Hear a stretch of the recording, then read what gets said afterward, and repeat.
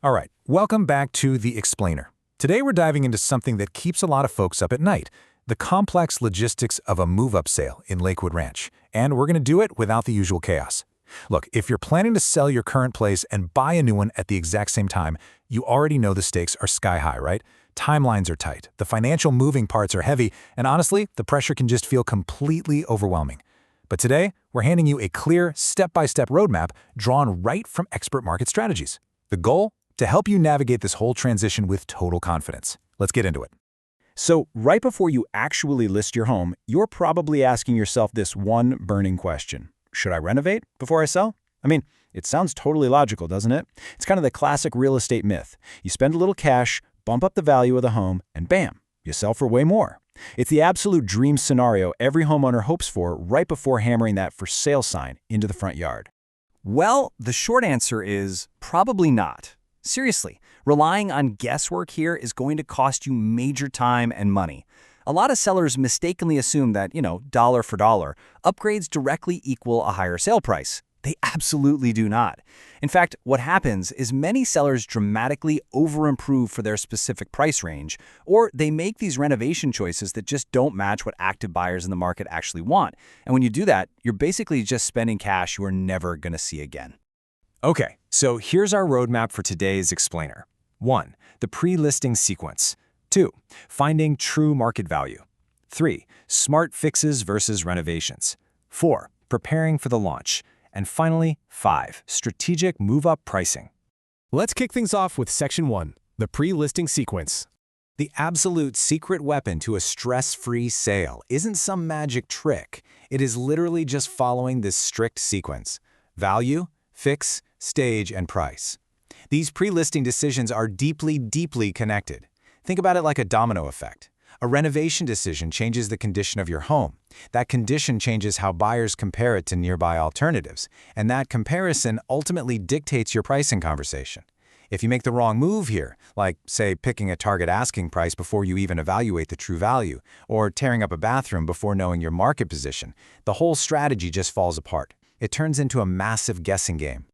Moving right along to Section 2, finding true market value. We absolutely have to bust the myth of the online estimate right now.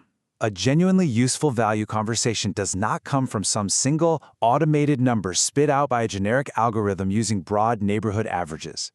True market value? That comes from your home's actual current condition, its specific location, the active competing choices currently sitting on the market, and highly relevant recent comparable sales. So how do we actually pin down that value? By using a concrete 5-step review process. First up, you have to separate facts from estimates. Just step away from the online forecasts. Next, document your home's current condition honestly, warts and all. Then, define your most relevant comparable set. And I mean, look at homes exactly like yours, not just any random house in your zip code. Fourth, compare your active competition with actual closed sales. And finally, choose a launch range. Establishing these concrete checkpoints keeps your decisions grounded in the reality of your specific property, which stops wild assumptions from turning into really costly commitments. All right, Section 3, smart fixes versus renovations. Think of your pre-listing prep as a chain reaction. Separating the absolutely necessary repairs from vanity renovations is a critical pivot point for protecting both your timeline and your move-up budget. The big takeaway here is recognizing the massive financial difference between these two categories. Repairs mean fixing obvious friction points, restoring normal function so the house simply works the way it's supposed to. Renovations, on the flip side, often mean over-improving without any guaranteed return on investment. Taking a huge gamble on something like a full kitchen remodel might sound amazing, but in most cases, it just adds cost, delays your launch, and forces unnecessary decisions on you as the seller. I absolutely love this rule of thumb from our source material. It says, buyers compare, they don't calculate. This is huge. Buyers are not standing in your kitchen doing mental math on your brand new countertops or calculating the exact square foot cost of your updated flooring. No way. They are simply comparing your home to everything else available in that exact same price range. Your home doesn't need to be flawless to win. It just needs to be highly competitive within its specific bracket. So what should you actually fix? Let's rapid fire through this practical list. Loose handles, burned out bulbs, sticking doors, stained caulk, damaged screens, obvious drywall marks. Fixing these small, highly visible items reduces totally avoidable buyer objections. Look, if a buyer walks in and immediately notices a sticking door and blown light bulbs, they instantly wonder what else has been ignored behind the walls, right? Fixing these minor friction points just helps the home feel genuinely cared for. Which brings us to Section 4, preparing for the launch. Okay, so now that the friction points are gone, the ultimate goal for every single room in your house is really simple.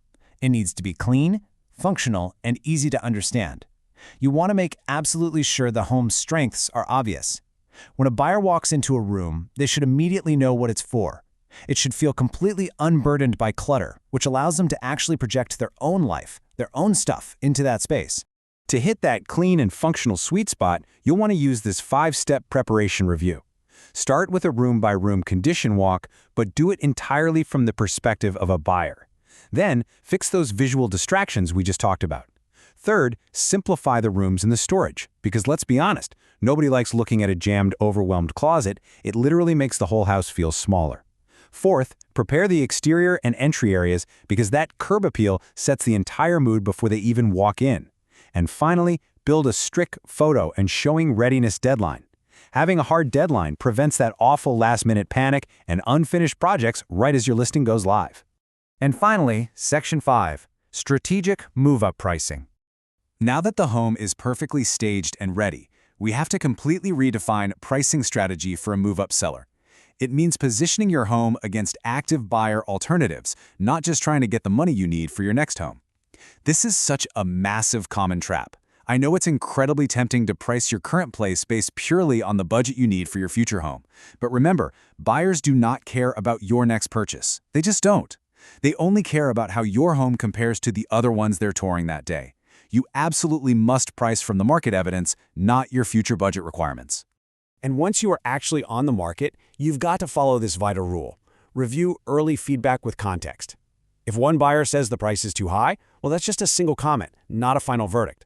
But if you're getting repeated feedback from highly qualified buyers and you're evaluating that alongside your actual showing numbers and what your active competition is doing, now you have real actionable data. You need a pre-decided plan for how you're going to respond to the market's reaction so you aren't out there just making emotional decisions on the fly.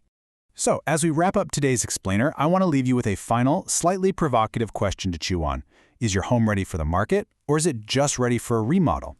By separating real market value from automated guesswork, and by focusing on smart, functional fixes instead of taking huge gambles on expensive renovations, you actually take complete control of your sale.